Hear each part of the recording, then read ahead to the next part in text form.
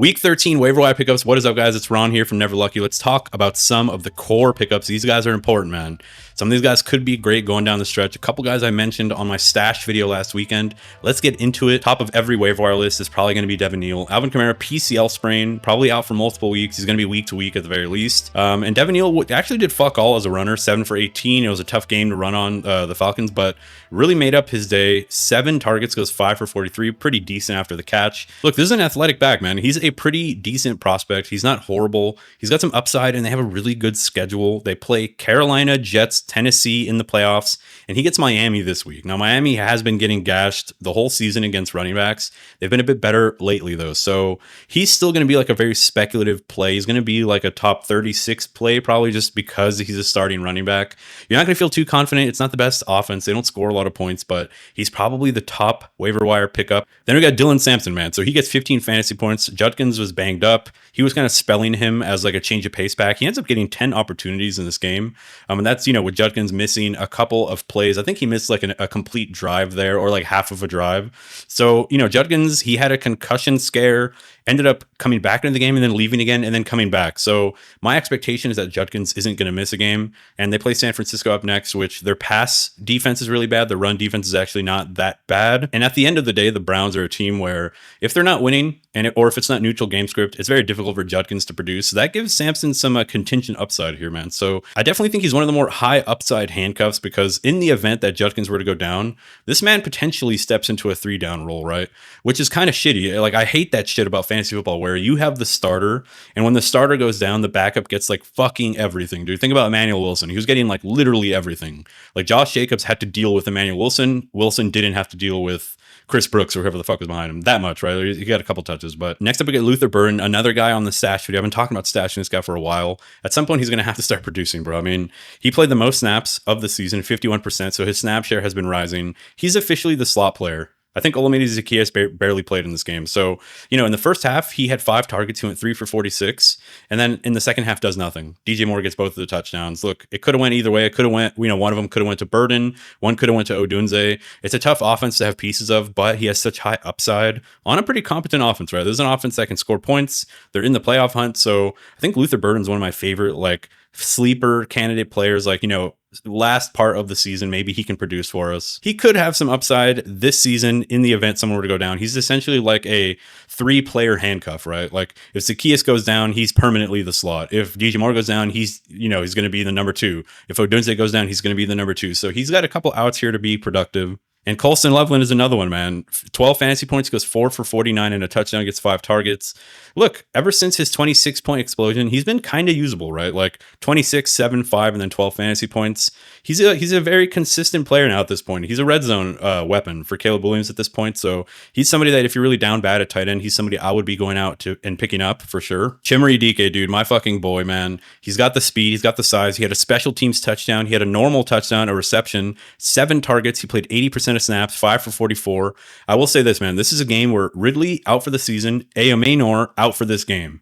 So it was really just DK and fucking Xavier Restrepo and dudes I've never even heard of. So I think Chimere Dike is probably my favorite pickup, honestly, outside of Devin Neal, because I do think he has a lot of upside moving forward. The dude is so explosive, so dynamic. If they just make him a full-time wide receiver like they did in this last game and just let him cook, we're always going to be in garbage time, right? Cam Ward's always going to be throwing the ball from behind. Iosivas is another one. Jamar Chase was suspended, so he gets thrust into a 7-target game. He only goes 4 for 61, but that's not too bad for a speculative player, right, that you're picking up off the waiver wire. But now we have T. Higgins with a concussion, right? He starts the week in the concussion protocol, but Chase comes back. So I think it's going to be Iosivas again in the number 2 role. Unfortunately, he's not going to be the number 1 guy. I think he's just going to be solid, man. I think he can get us another 6 to 7 targets. And Mitchell Tinsley, for that matter, also had himself 6 targets. He goes 2 for 29 and a touchdown, but I'd probably ignore Tinsley, to be honest. I think Iosivas is probably the guy you want, but he's the guy that you're picking him up for 1 week, right? So don't spend a bunch of fab on him. Don't drop the bank.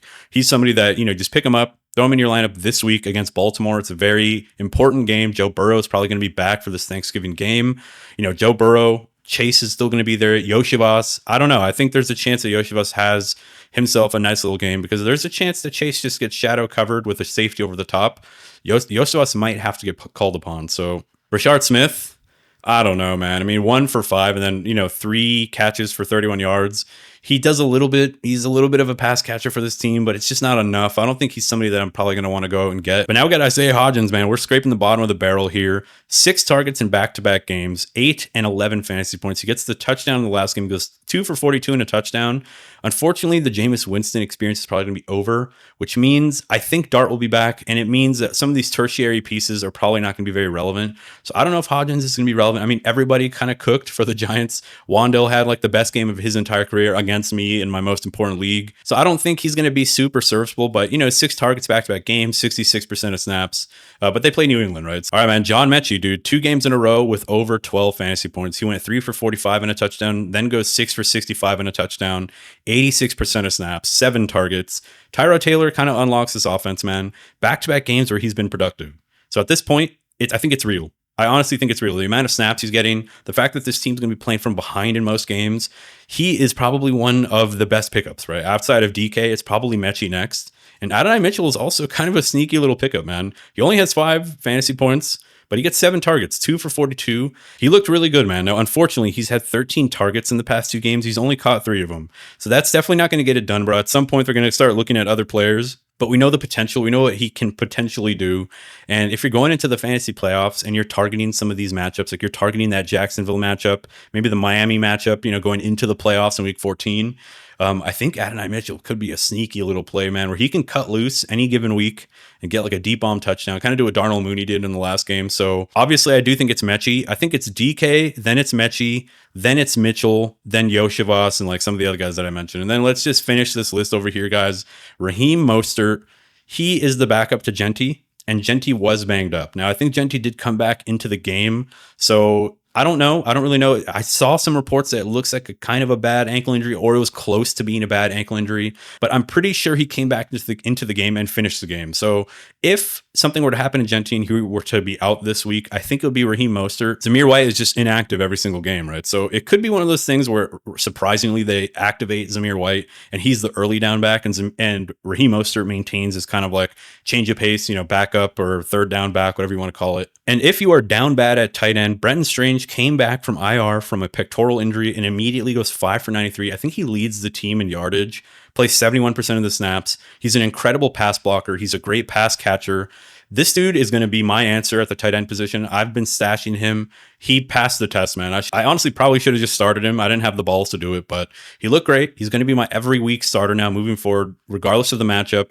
He's one of Trevor Lawrence's favorite targets underneath, and he also gets the down the field stuff. As you guys can see, 5 for 93, that's 18 yards per catch, man. Darren Waller is another one, guys. 16 fantasy points in back-to-back games, then 8. Then he gets knocked down at week 7. He's been on IR since then, since about week 7, but he is scheduled to potentially come back. He's going to have his practice window open this week, which means he might be able to play against the Saints.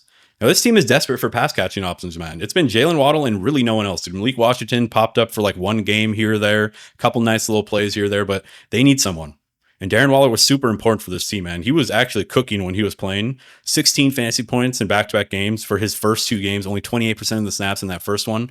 He had like a touchdown every single game, right? He maybe would have had one in week 7 if he didn't get knocked out of the game. But I think he's a guy that make sure you look at your waiver wires because, he was dropped in a lot of leagues. He's only 29% rostered. And he's probably going to come off of IR this week. So I stashed him last week. I saw he was on my waiver wire. I picked him up. Our last name is going to be Colby Parkinson, man. Higbee on IR. Parkinson has 3 touchdowns in back-to-back-to-back games, and he's going to be the dude. And the Rams loved using tight ends, dude. They are massive red zone weapons for this Rams team. I mean, these motherfuckers get more targets than Puka Nacua in the end zone, so it just doesn't make sense to me, but I guess that's just how the Rams want to operate, and they're winning games doing it, so I can't really say shit. But nevertheless, we got to pick this man up. Absolutely, we got to pick up Colby Parkinson and start him. Like, absolutely start him. Definitely like a top 10 play rest of the season, in my opinion. Just the fact that Higbee is out. Ferguson only played 27% of the snaps, right? Compared to Parkinson, who played 63. So he's going to be a full-time player, essentially. He's going to get most of the red zone work. He's going to get most of the valuable touches. So Colby Parkinson, man, probably have him after Strange and in front of Waller. if that makes sense. So I'd go Strange, Parkinson, Waller. That does it for the video, guys. Thank you for being here, man. I hope you guys won your matchups yet again. I hope you guys are going to be in the playoffs, or you're fighting to be in the playoffs. I'm probably out in my most important league, so I'm just going to be here helping you guys with the research, with the data, with that kind of stuff, with the videos, keeping the Discord going. Make sure you guys join the Discord. Get your questions answered, sit starts, waiver wire pickups, trades if you're in like a dynasty league, and we'll help you out, man. It's a nice little community-driven approach. Everybody helps out. There's a couple of sharps in there, man. They're helping everybody. So make sure you guys join that, and I'll catch you guys in the next video. Peace.